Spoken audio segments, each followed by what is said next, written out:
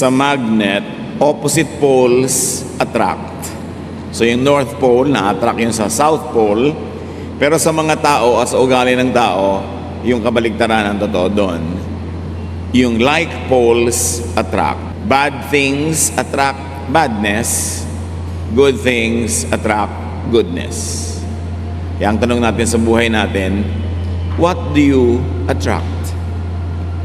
Ano po ba ang namamagnet natin sa buhay natin? Ano yung naaakit natin na dumating sa ating buhay? At yan ang pamagat ng pag-aaral natin ngayon. Don't attract bad things. Huwag mang-akit ng mga bagay na masasama at hindi makabubuti sa iyong buhay. Salamat po Diyos sa another day of life. Salamat dahil binibigyan niyo kami ng kalakasan, ng kakayanan na tamasahin ang magagandang bagay sa buhay, maging kakayanan para pasanin ang mga pagsubok, ang mga panandali ang hirap ng buhay. Salamat Panginoon dahil sa runong na binibigyan niyo at dinadagdag at lalo namin kayong nakikilala at natututo kami kung paano mas mabuhay ng maayos. Sa pagtitipon namin, patawarin niyo po kami sa aming kasalanan at gawin niyo po kaming karapat-dapat na tumanggap na inyong pagpapala. Not because we are worthy, but because you forgive us, but because you cleanse us. Ano man Panginoon ang mga agam-agam, ang mga alalahanin, pinoproblema, mga fears ng bawat isa, alisin niyo po ito sa aming puso, palitan niyo po ng kapayapaan, nais naming magbigay sa inyo ng pansin, ng atensyon, and we ask you Lord to bless us with your words. Lead us unto peace, unto wisdom, unto greater knowledge of you. At nawa Panginoon sa bawat nadadagdag na kaalaman sa aming buhay, mag-translate ito sa kagandahang loob, kagandahang asal, kabaitan, at kabutihan. Be glorified, O God. Use your servant as your instrument, but may you be the only voice that we will hear.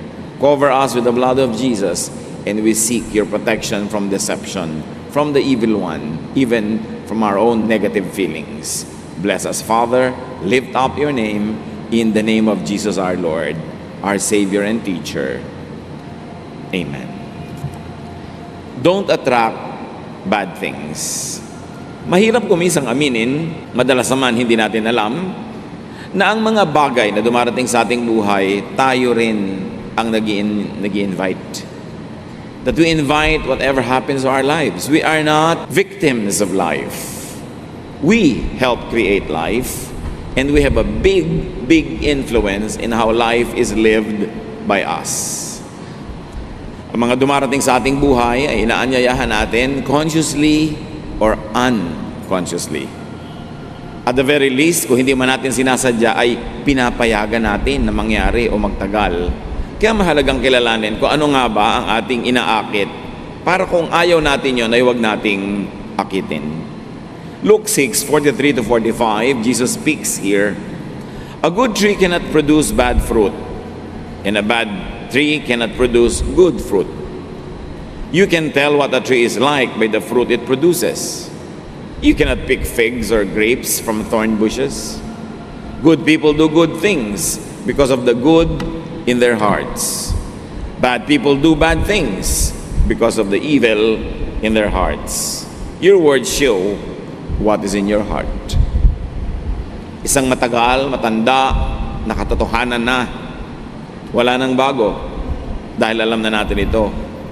Sabi ng Panginoon, ang puno nakikilala sa bunga. Kung mabuti ang puno, natural mabuti ang bunga. At kung masama ang puno, masama ang bunga. Huwag kayong padaya sa itsura ng sanga, itsura ng dahon, sa bunga nagkakakilanlan. So ano ang bunga ng buhay natin? Ano ang bunga ng ating mga pagsisikap? Kung mabuti ang pagsisikap, dapat mabuti ang bunga.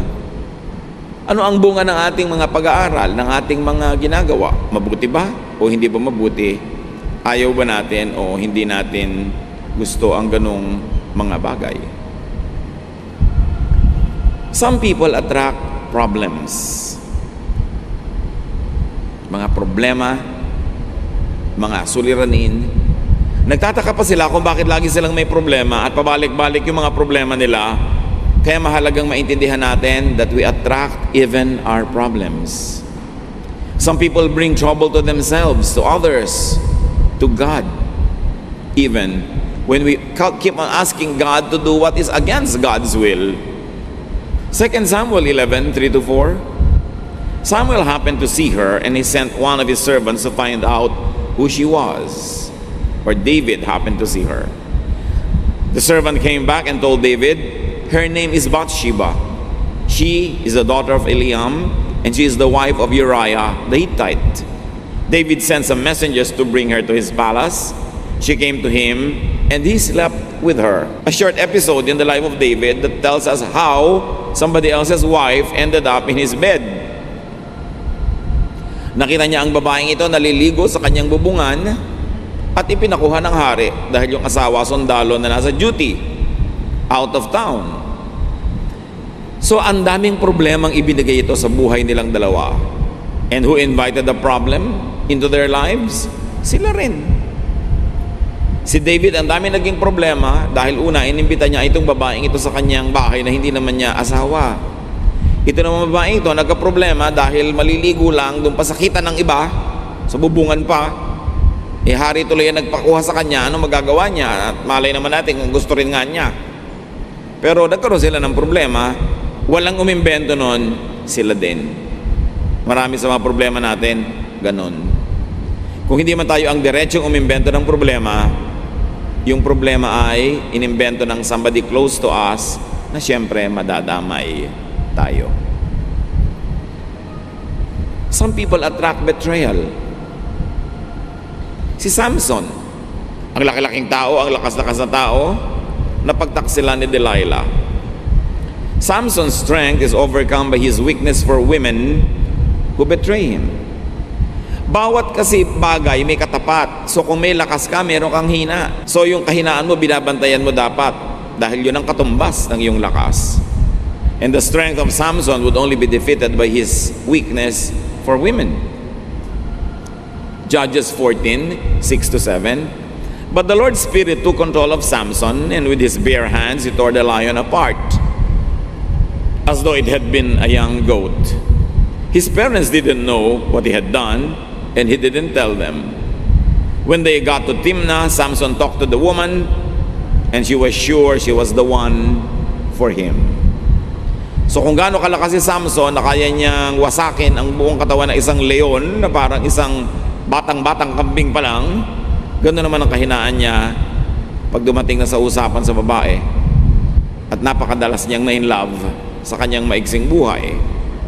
Judges 14, 16-17. Samson's bride went to him and started crying in his arms. You must really hate me, she sobbed. If you loved me at all, you would have told me the answer to your riddle. But I haven't even told my parents the answer, Samson replied. Why should I tell you? For the entire 7 days of the party, she had been whining and trying to get the answer from him. But that 7 days, she put so much pressure on Samson that he finally gave in and told her the answer. She went straight to the young men and told them. So, uso sa kanila doon, bugtungan, palaisipan. At napakahirap ng bugtong ni Samson. Kinailangan ngayong malaman ng mga kalaban niya kung ano yung sagot. Itong babaeng ito ang ginamit. Nagngungoy-ngoy ang babae, nanuyo ng nanuyo, nagdabog-dabog, lahat ng tricks in the books ginamit niya. And finally, on the 7th day, nakuha niya rin yung sagot. Si Samson na hindi kinakatakutan yung leon, nauto ng babaeng ito. Gullibility attracts betrayal. Premature and wrongly founded trusting attracts betrayal. Marami po nagtatanong sa akin sa Facebook, bakit kaya lagi na lamang po ako naloloko ng mga lalaki? Nagpapaloko ka, pamangkin. Yun lang yun. Walang ibang sagot. Huwag mong sisihin ang lola mo, huwag mong sisihin yung mga lalaki. Siyempre, lahat ng kayang lokohin yan, lolokohin. Nasa iyo na kung magpapaloko ka. Huwag ka magtaka. Pag paulit-ulit ang problema, ikaw ang gumagawa nun. Masakit aminin, pero habang hindi yan hinaharap at inaamin, hindi mo malulutas ang problema mo. Magpapaulit-ulit. Bakit po kaya lagi na lang kaming nalulugi sa negosyo? Kahit anong simula namin, nalulugi. Look at your techniques, look at your ways. Mapagtiwala kayo sa mga umuutang na hindi magbabayad, mapagtiwala kayo sa mga empleyado magnanakaw. In other words, hindi pa dapat magtiwala, nagtitiwala ka na, nadadaya ka tuloy. Some people attract loss. Kahit anong gawin nila, lugi ang ending. Lagi silang nawawalan, natatalo, nadadaya. Some people attract misfortune or failure. To the servant who was given 1 talent, sa kwento ng Panginoong Jesus, mayroong servant na binigyan ng 5 talents, mayroong binigyan ng 1 talent or 5 certain unit of money, at dito sa isa, 1 unit lang, konti, nabawi pa yon. Matthew 25, 26 to 27. The master of the servant told him, "You are lazy and good for nothing. You know that I harvest what I don't plant and gather crops where I haven't scattered seed. You could have at least put my money in the bank so I could have earned interest in it." So may pinagtiwalaan ng malaking kapital at may pinagtiwalaan ng konti. Yung konti na lang nga ang pinagkatiwala sa kanya, wala pa nangyari, hindi pa niya naparami, hindi niya napaunlad, binawi sa kanya, and he fell out of grace. So laziness, disloyalty, complaining against your master could actually be your loss. Bakit maraming empleyado nagrereklamo kahit na lang po saan ako pumunta, natatanggal ako. Kahit na lang saan ako pumasok, hindi ako napopromote. Tuwing may tanggalan, ako una sa listahan. Bakit? Ano yung dala-dala mo kahit saan ka namamasukan na nangyayari yun? Bakit laging ikaw nalulugi, natatalo? There must be something about you, something about your behavior, your style, that attracts this kind of life and lifestyle, and even mga sabit sa buhay na ayaw mo. Now, there are some people who attract accidents. Pag may nahulog sa motorsiklo, siya na naman yun. Pag may bumangga, bidadrive, siya na naman yung nagdadrive. Pagka merong nawalan ng cellphone, siya na naman. 5 cellphone na nawawala. Promise, mawawala ika-6. Paulit-ulit. There are really people who attract accidents. Sapta sasabihin nila, bad luck. Hindi luck yun. Hindi bad luck yun. There is something that you do that causes it. Halimbawa, ayaw mong mahulog sa bintana, huwag mong gagayahin si Eutychus. Acts 20 verse 9. A young man by the name of Eutychus was sitting on a windowsill. While Paul was speaking, the young man got very sleepy.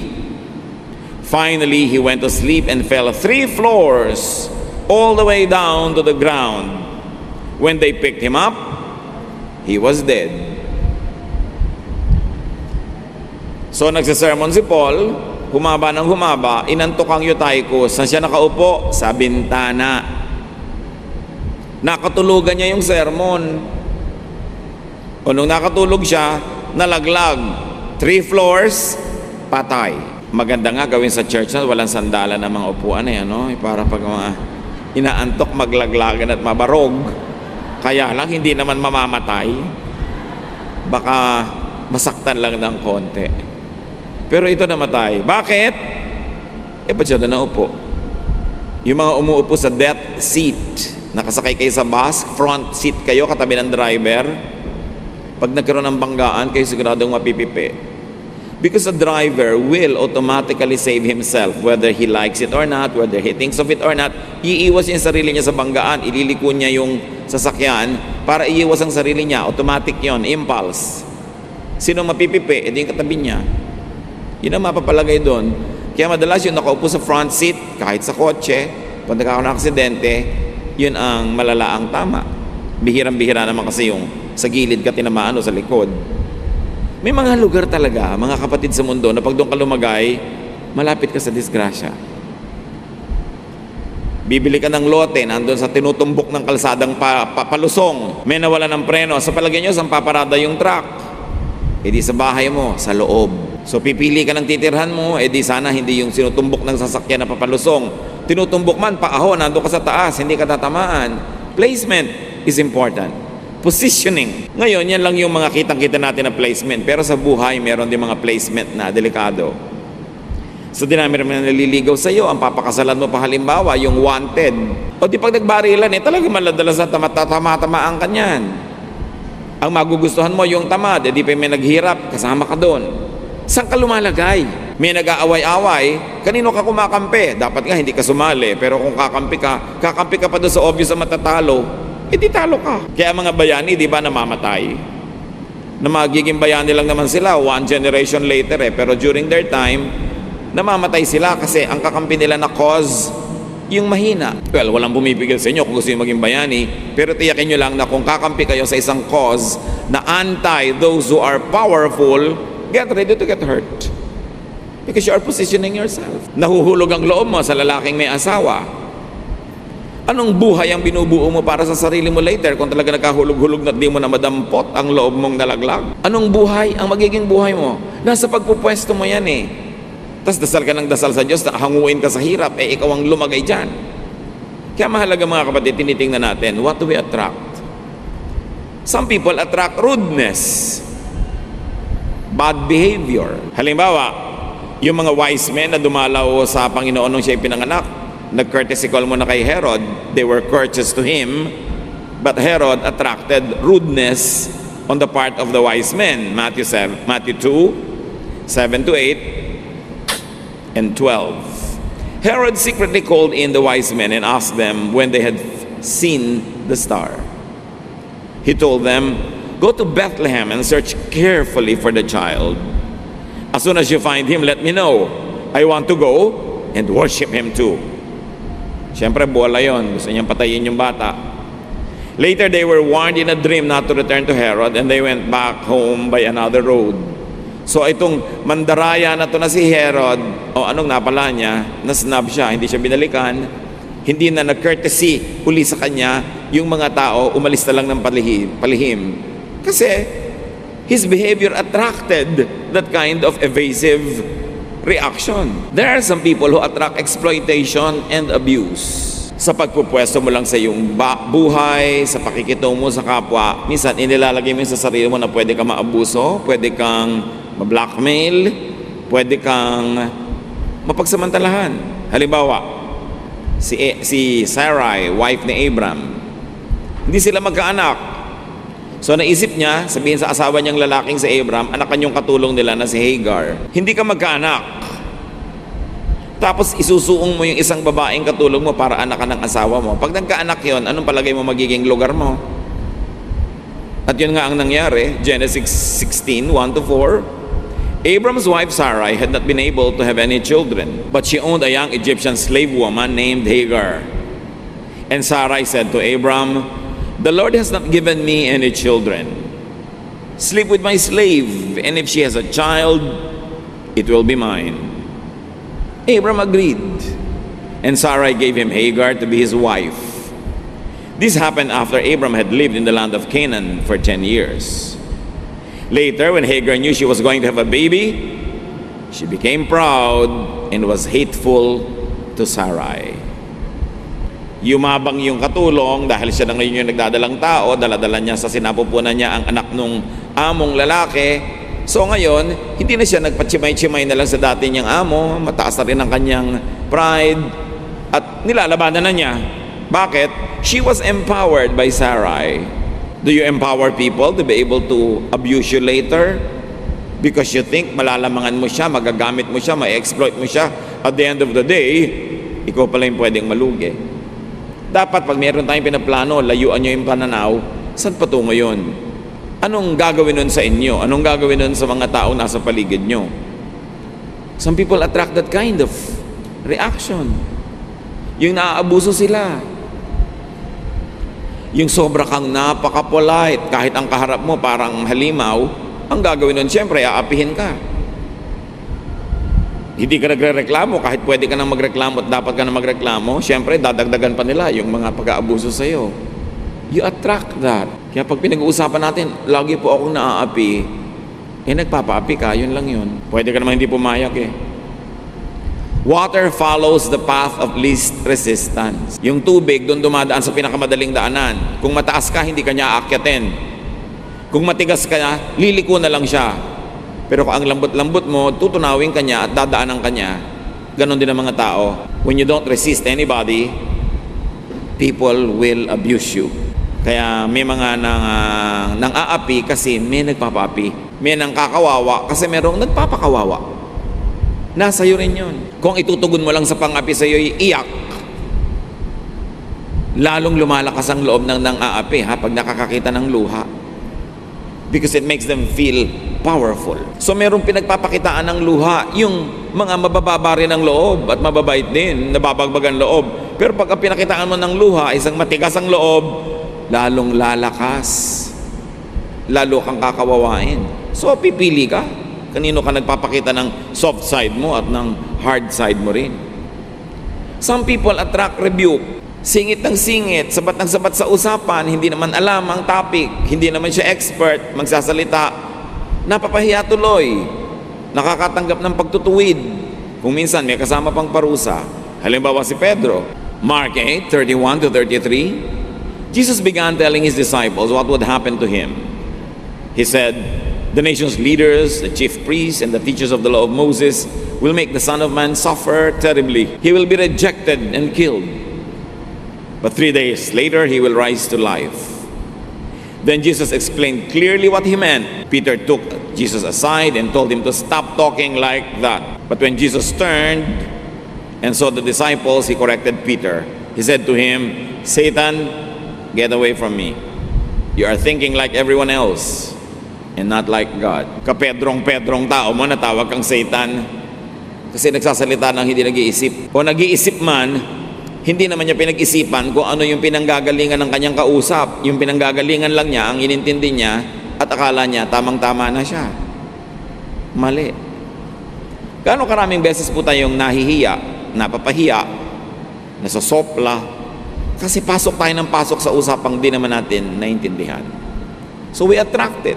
What makes people attract bad things? Tulad sa mga nakita natin mga halimbawa, it is possible that we attract negative and bad things because of self-promotion. Nagmamagaling, nagmamataas, nagmamalaki. Luke 18:11-12, the Pharisee stood over by himself and prayed, God, I thank you that I am not greedy, dishonest, and unfaithful in marriage like other people. And I am really glad that I am not like the tax collector over there. I go without eating for 2 days a week, and I give you 1/10 of all I earn. But actually, this man was rebuked. Sa niya, salamat na lang po't mas banal ako kaysa dito sa kabilang taong katabi kong nagdarasal din. Self-promotion. When you always self-promote, you will soon be rebuked. You will soon be corrected. You will be cut down to pieces. Mas mabuti na ikaw ay nagpapakumbaba at itinataas ka sa dapat mong kalagyan kaysa nagmamataas ka at ibinababa ka dahil hindi ka bagay doon sa lugar na pinipilit mong puntahan. Pupunta ka sa isang handaan, uupo ka agad sa presidential table. Tapos tatawagin ka ng usher, ililipat ka sa likod, sa malayo, yung pala, doon ka dapat. Kung talagang bagay ka naman sa presidential table, kahit maupo ka sa labas, hihilahin ka pa nila papasok para mapalagay ka sa presidential table. Hindi mo dapat ina-appoint yung sarili mo, hayaan mo sila. Kung ayaw mong mag-attract ng negative attention, para hindi ka na tatama, para hindi ka iwasan. Pag lagi kang presko, pagka lagi kang mapang-abuso, pag may kinakausap ka, ang tagal-tagal, ang haba-haba, mamaya iiwasan ka na. Tapos magtataka ka, ba't ka iniiwasan? Alam nga namang attractive ka, tapos iwasan ka. Siyempre, meron tayong repulsive behavior. What makes people very attractive to gullibility, to such things, because of their gullibility, trusting too much too soon. Mabuti nagtitiwala, pero degrees, levels, antas-antas ng pagtitiwala, depende sa naipapakita noong pag gusto nating pagtiwalaan na worthiness niya para pagtiwalaan. Tulad ni Samson, yung ba namang lihim niya na Diyos ang nagbigay, binisto-bisto niya kay Delilah. Yung babaeng pinag-usapan natin kanina, hindi si Delilah. Si Delilah was the next woman that was able to trick Samson. Alam natin na si Samson ay binigyan ng Diyos ng misyon. Magiging bayani siya ng kanyang lahi para lumaban sa mga kapitbahay nila na sila ay sinakop. At kung ano man yon, ang lakas niya nasa kanyang mahabang buhok. Hindi siya dapat magpagupit ng buhok. He was a Nazirite.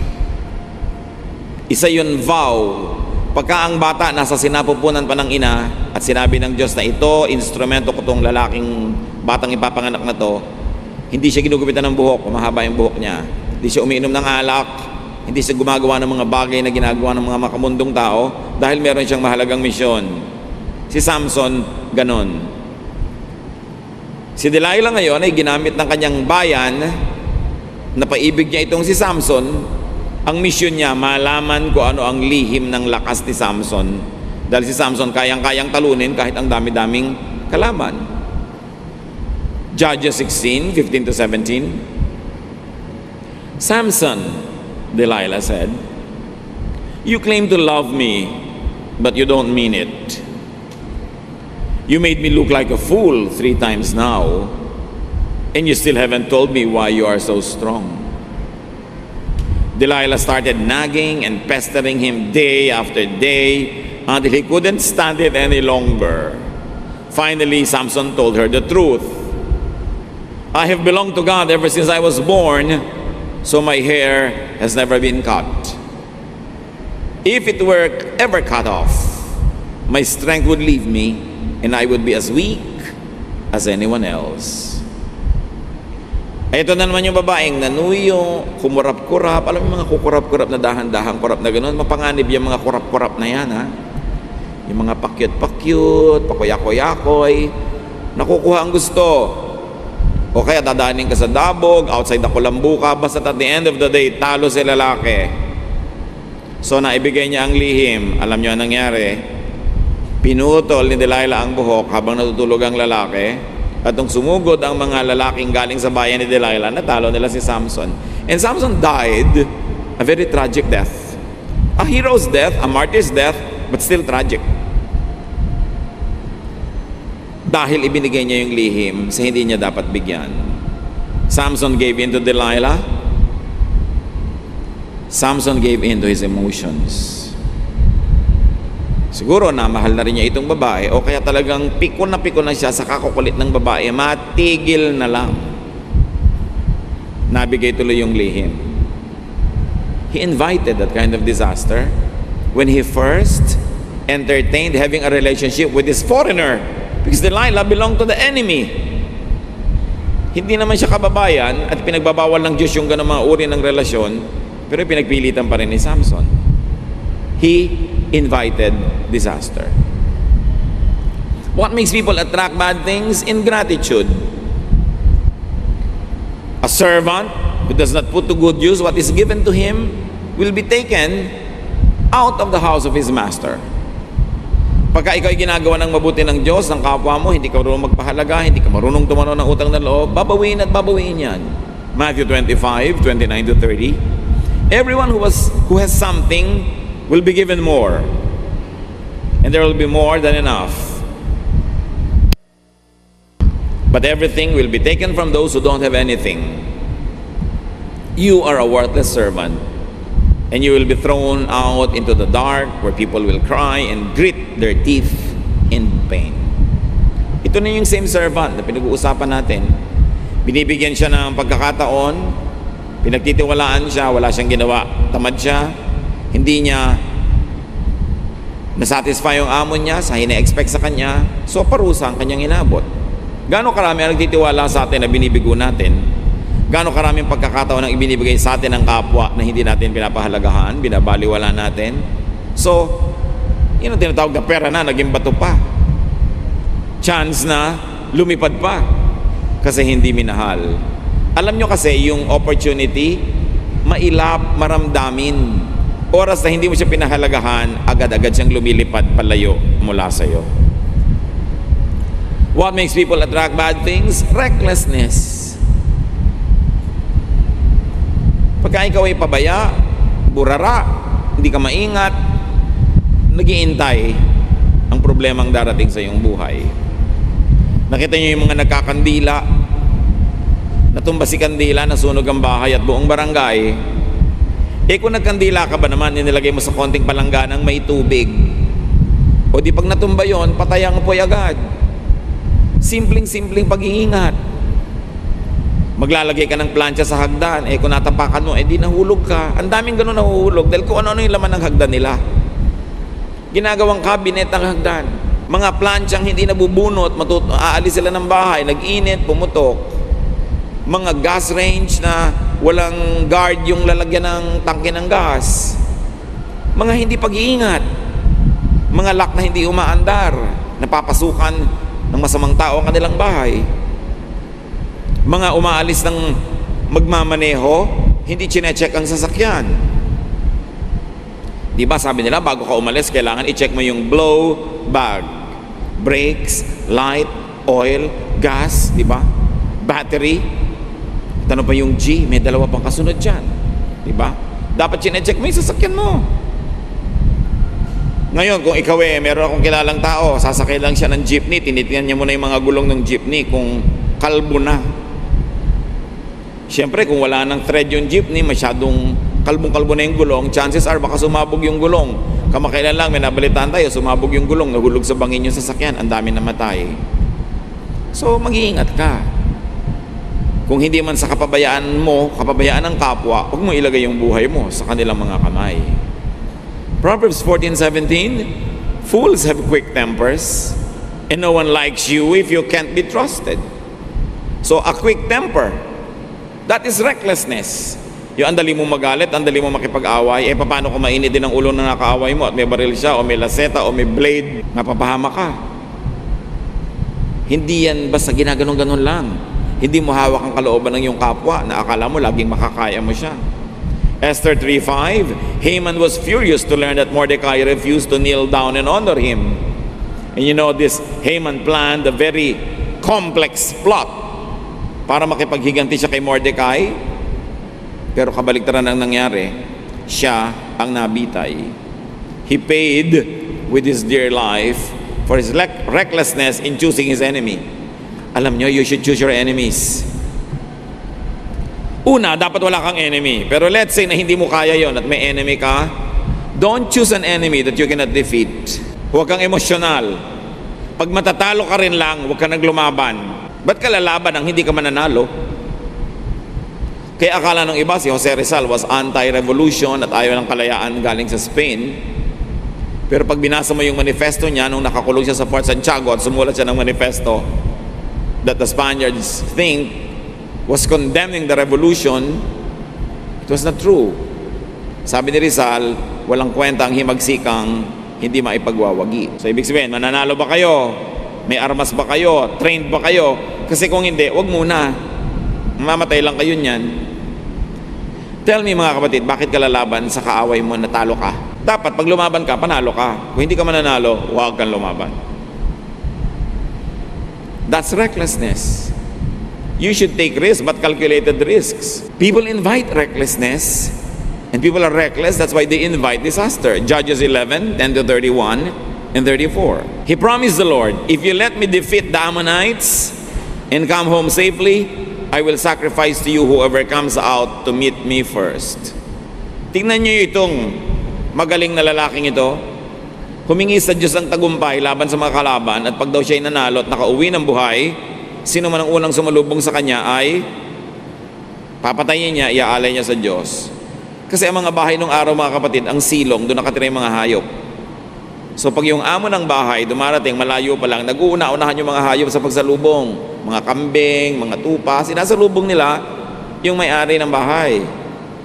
Itong lalaking ito na nangako sa Diyos, sino man daw maunang sumalubong, kanyang kakatayin. Ang naunang sumalubong ang kaisa-isa niyang anak na babae. Kinatay niya yon, kawawang bata, dahil sa isang reckless promise made by this man. Bakit ka mangangako ng ganun hindi mo alam kung sino yung unang lalabas? Baka akala niya yung asawa niya unang lalabas, no? Kaya siya nangako. Yung anak ang unang lumabas. Siyempre hindi niya masira-sira yung pangako niya. Ano ba naman sabihin sa Diyos? Ay Diyos, nagkamali po ako, sorry, parusahan niyo na lang ako kung dapat, pero huwag na lang po natin ituloy yung usapan. Pwede ka naman umatras, pwede naman, madali naman kausap ang Diyos, mabait ang Diyos, pero napatay yung batang yon, kawawa naman, because of a reckless father. How many lives of children are destroyed because their parents make reckless decisions? Hindi tama ang ginagawa at iniisip na papahamak ang mga bata. When Japhet returned to his home in Mizpah, the first one to meet him was his daughter. She was playing a tambourine and dancing to celebrate his victory, and she was his only child. Inosenteng bata, napahamak dahil sa pabayang ama. Padalos-dalos, hindi iniisip ang ginagawa o ipinapangako. Meron pa mga magulang na buntis pa lang, ipinapangako na, o sige, yung anak ko, papakasalan yung anak mo, ha? Yung hindi nila kasali sa usapan yung mga bata, tapos yung mga bata ang napapahamak doon sa mga ginagawa ng magulang nila ng mga pangako. So mahalaga, nag-iingat tayo. Alam niyo itong batang to, itong dalagita, pumunta sa mga kaibigan niyang babae, nanangis doon. Inisa-isa niyang puntahan, nag-iyakan sila ng nag-iyakan for a life that she would no longer be able to live. And then, she was sacrificed. Innocent people are sacrificed when we make reckless decisions and when we are reckless in our deeds. What makes people attract such things, negative things? Lack of self-respect. When you don't respect yourself, people won't respect you. It is as simple as that. You want people to respect you? Respect yourself. Have dignity. Do not covet what you do not have, and people will respect you. What else makes people attract negative things? Weakness, as we have seen. It could be a physical weakness, but more than that, emotional and spiritual weakness attract trouble. Malaki ang problema ng hindi nagpapakatatag. Ecclesiastes 4:1. I looked again and saw people being mistreated everywhere on earth. They were crying, but no one was there to offer comfort, and those who mistreated them were powerful. See, being weak attracts aggression. Kahit sa international politics, pag mahina ka na bansa, pinipitik-pitik ka, binabatok-batukan ka ng mga kalaban mo kasi kaya nila. Dapat malakas ka. Kung wala ka mang balak na mang-api, dapat malakas ka pa rin para hindi ka apihin. At kung gusto mo, ang lakas-lakas mo, maipagtanggol mo ang mga naaapi. Pero hindi virtue to be weak. You have to be strong. Not only physically and financially, but you've got to be strong-willed. Dapat buo ang loob. Matining ang loob para hindi ka inaapi-api ng kapwa. What makes people do bad things? Lack of discernment. Kakulangan ng pag-iisip, pakikiramdam, ano bang tama, anong mali. Proverbs 10:13, if you have good sense, it will show when you speak. But if you are stupid, you will be bitten with a stick. So ang kamangmangan, ang kahangalan ay napaparusahan. Kailangan ng tao nagpapakatalino. Being bad, being on the wrong and bad side attracts bad things. Pag may mga kilala kayo nag-aaway-away, don't take sides. And in fact, if you have to take sides, isipin mo, mapapahamak ba ako sa side na ito?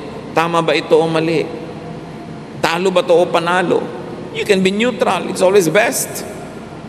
Pero wag laging sali ng sali sa mga gulo. Like things attract when it comes to this issue. So how can this be prevented? Paano natin maiiwasan, mga kapatid, na akitin ang mga di magagandang bagay? 1 Thessalonians 4:11-12. Try your best to live quietly, to mind your own business, and to work hard just as we taught you to do. Then you will be respected by people who are not followers of the Lord, and you won't have to depend on anyone. Don't attract bad things. Live quietly. Live peacefully. Mind your own business. Gaano karaming gulo ang napapasok natin na hindi naman talaga natin gulo, nadamay lang tayo dahil lumalahok tayo. Sumasali, nakikisangkot sa hindi naman dapat. Attract good things by being self-reliant. Pag masipag ka, you work well, you work smart, you will attract good things in life. It is the rule of life. Proverbs 2:12, wisdom will protect you from evil schemes and from those liars. So again, pabalik-balik ang turo sa atin ng Bible, be wise. Don't be foolish. Foolishness attract poverty. Foolishness attract danger. Foolishness attract trouble and pain and sorrow. Be wise. Proverbs 4:5-6. Be wise and learn good sense. Remember my teachings and do what I say. If you love wisdom and don't reject her, she will watch over you. Magpakatalino. Kung pabalik-balik po ang mga negative things happening in our lives, hindi yun malas. Yon ay manufactured by you. Whether you know it or not. Whether you agree or not. Hindi ka nilikha ng Diyos para ipaapi sa mga elements. Binigyan tayo ng will. Binigyan tayo ng kakayahan na piliin ang landas sa ating tatahakin. Most of the time, it is you who cause your own trouble. Or at least others cause it and you allow it to bother you. Or you are so close to people who create troubles that you cannot avoid na madamay. In that case, konting distansya, lumayo-layo ka. Pagka ang isang tao ay alam mong masasagasaan ng truck at siya ang nagpapasagasa mismo, ba't ka naman makikipag-holding hands? Hindi nasagasaan ka rin. Be wise. Know what you don't like. Know who you don't like. And don't attract them into your life. Don't invite them. Meron tayong kakayanan. Even the devil cannot force us. Sabi sa Bible, resist the devil and he will flee from you. The devil, very powerful. But resist the devil and he will flee. Kung ang demonyo, pag tinanggihan mo, hindi makakapagpilit, tao pa kaya? So nasa sayo na yan, kung napipilit ka, kasi pumapayag ka. Aming Diyos, turuan nyo nga po kami. Nakilalanin ang mga pananagutan namin sa mga hindi magagandang nangyayari sa aming buhay. Lalo ko ito'y paulit-ulit, nakakadamit, sa kakasakit. Turuan nyo kami magsuri sa aming paraan ng pag-iisip, pagsasalita, pagkilos, pamumuhay, kung ano ang elemento ng buhay namin na nag-a-attract sa mga problema, sa mga kalugihan, sa mga sakit sa buhay. Give us your wisdom so that we may be delivered from these negative things because you want us to have a full life, happy, meaningful life. Hindi nyo kami nilikha para parusahan. Bigyan nyo kami, Panginoon, ngayon ng pagkakilala sa aming mga pagkukulang na aming kapwa. Maremedyohan ito, masolusyonan, maiwasan para yung buhay namin will be full. As the Lord says in John 10:10, I came that you might have life and have it to the full, have it in abundance. Teach us what it is about our ways that can make that happen. Pagbulay-bulayan natin, mga kapatid, ang ating pamumuhay. Ganon din ang paraan ng pamumuhay ng mga taong malapit sa atin kung tayo nadadamay sa kanila at iayos natin because God wants you well. God wants you prosperous. God wants you happy. Don't use your free will to attract trouble. Be alone with the Lord in silence. Reflect. Learn. Thank God for the wisdom that you already have and enjoy. But ask God to give you more wisdom to understand why things happen, especially the things you don't like. Lord, teach us, guide us, so we can get out of trouble and we can live full, meaningful, happy lives.